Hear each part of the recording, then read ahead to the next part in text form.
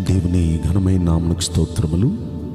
ఈ వాగ్దానం వింటున్న మీకందరికీ మన ప్రభువును ప్రియరక్షకుడైన యేసుక్రీస్తు నామములో శుభములు, మా హృదయపూర్వకమైన వందనములు తెలియచేస్తున్నాం. ఈరోజు దేవుని వాగ్దానం ఆదికాండము 45వ అధ్యాయము 11వ వచనం. నీకును నీ ఇంటి వారికిని నీకు కలిగిన అంతటికిని పేదరికం రాకుండా నిన్ను పోషించెదను. ఈ వాగ్దానం మంచి దేవుడైన యెహోవా మనందరి వినికిడిలో నెరవేర్చునుగాక. ఆమేన్.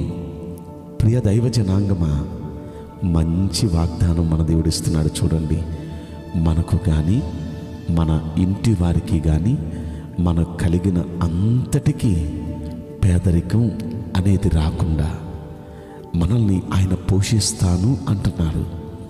నిజంగా ఇది అందరి పట్ల, వింటున్న మన అందరి పట్ల ఈ వాగ్దానం మంచి దేవుడు నెరవేర్చాలని మనస్ఫూర్తిగా కోరుకుంటున్నాను. అయితే ఈ వాగ్దానం ఎప్పుడు అంటే, ఐగుప్తు దేశంలో ఇజ్రాయేలీలు 70 మంది వచ్చారు. యాకోబు సంతానం వచ్చిన ఆ 70 మందిని గోషేను అనే ఒక ప్రత్యేకమైన ప్రదేశంలో వాళ్ళని నివసించమని యోసేపు చెప్పారండి. ఆ గోషేను అనే దేశంలో నివసిస్తే అసలు మీకు కరువు అనే మాట మీకు కానీ మీ ఇంటి వారికి కానీ మీకు కలిగిన వారందరికీ కరువు అనే మాట రాకుండా నేను పోషిస్తాను అంటున్నారు. గోషేను అనేది ఒక ప్రత్యేకమైన ప్రదేశం, ఇజ్రాయేలీల కొరకు కేటాయించబడిన ఒక ప్రత్యేకమైన ప్రదేశం. ఈ సందర్భంలో మీకు ఇంకొక మాట కూడా నేను గుర్తు చేయాలి.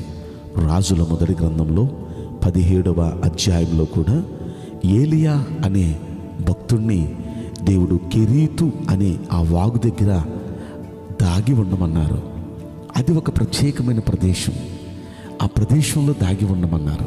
అక్కడుంటే నీకు కరువు అనేది రాకుండా అక్కడ నేను పోషిస్తాను అని ఏలియాతో దేవుడు చెప్పారు. దేవుడు చెప్పిన ప్రకారం కెరీతు అనే వాగు దగ్గరికి వెళ్ళి ఏలియా దాగి ఉన్నాడు.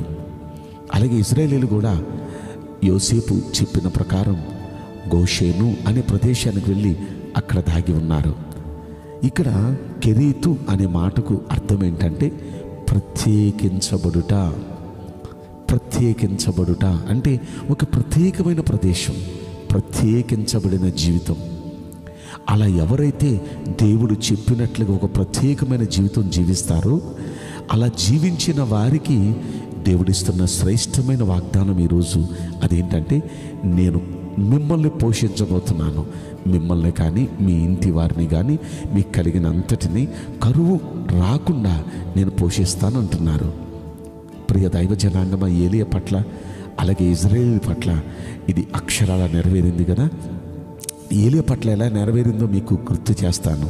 ఎలా అంటే, ఆ వాగు దగ్గర దేవుడు ఉండమని కాకుల ద్వారా దేవుడు కొన్నాళ్ళు పోషించాడండి. కాకుల ద్వారా పోషించాడు కదా. కాకుల ద్వారా పోషించిన తర్వాత అక్కడి నుండి తీసుకుని వెళ్ళి సారేపతు అనే విధవరాలి ఇంటిలో పోషించాడండి.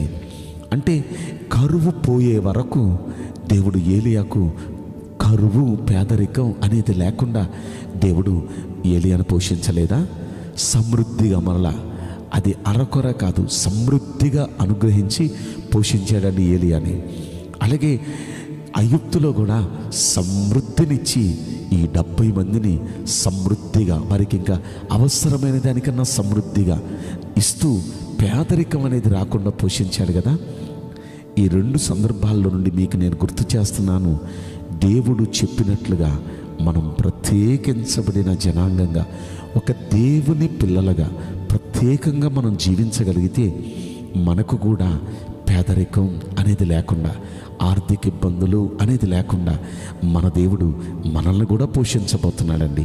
మనల్నే కాదు, మన ఇంటి వారందరినీ, మనకు కలిగిన సమస్తాన్ని ఆయన అలా పోషించబోతున్నాడు, ఆయన అలా కాపాడబోతున్నాడు. అయితే ప్రత్యేకంగా మనం జీవించగలమా? ప్రత్యేకమైన జీవితం అంటే లోకానికి మనకు ఒక ప్రత్యేకత. లోక ఆచారాలు మనం పాటించకూడదు, లోక మర్యాదలు మనం పాటించకూడదు, లోక మాలిన్యం మనకు అంటించుకోకూడదు. అసలు లోకంలో మనం ఒక ప్రత్యేకం. వీళ్ళ దేవుని పిల్లలండి, ఎలా పడితే అలా మాట్లాడరు, ఎలా పడితే అలా ప్రవర్తించరండి. అసలు వీళ్ళ పద్ధతులు కూడా వేరుగా ఉంటాయండి. మనలాగా వీళ్ళకి అమావాస్యలు పౌర్ణములు అనేవి ఉండవండి. మనలాగా మంగళవారాలు శుక్రవారాలు అనే సెంటిమెంట్లు ఉండవండి. మనలాగా అసలు వీళ్ళకి ఏ విధమైన సెంటిమెంట్స్ ఉండవని మన గురించి జనం చెప్పుకోవాలి. మనకు అన్ని రోజులు మంచి రోజులే, మనకు అన్ని నెలలు మంచి నెలలే, మనకు అన్ని గడియలు మంచి గడియలే. కనుక మనం ఏం చేసినా ప్రార్థన చేసుకొని మన ప్రభుల వారిని ముందు పెట్టుకొని మనం వెళ్ళిపోతూ ఉంటాం. మన ప్రభు మనకు తోడుగా ఉండి సహాయం చేస్తూ ఉంటారు. ప్రతి దినము ప్రతి గడియ అది మనకు ఆశీర్వాదమే. కనుక మనం ఒక ప్రత్యేకమైన జనాంగంగా మనం ప్రభు కోసం బ్రతుకుతూ ఆయన సాక్షులుగా మనం ఉండగలిగితే ఆయనకి మహిమ మన ద్వారా కలుగుతూ ఉంటే ఖచ్చితంగా ఈ భూమి మీద పేదరికం అనే మాట, ఆర్థికంగా ఇబ్బందులు అనే మాట లేకుండా దేవుడు నిత్యం మనల్ని, మన ఇంటి వారందరినీ పోషిస్తాడు. ఈ వాగ్దానం వింటున్న మనందరి వినికిడిలో మంచి దేవుడు నెరవేర్చునుగాక. ఆమేన్. నేను మీకోసం ప్రార్థన చేయబోతున్నాను. పరిశుద్ధుడా, ప్రేమగల యేసురాజా, మీ పరిశుద్ధ బంగారు పవిత్రమైన నామమునకు నిండు మనసుతో కోట్ల కొలదిగా స్తుతులు స్తోత్రములు వందనాలు చెల్లిస్తున్నాం. ఈ వాగ్దానం వింటున్న ప్రియుల జీవితంలో దయచేసి ఈ వాగ్దానం నెరవేర్చి కృప చూపించండి అయ్యా.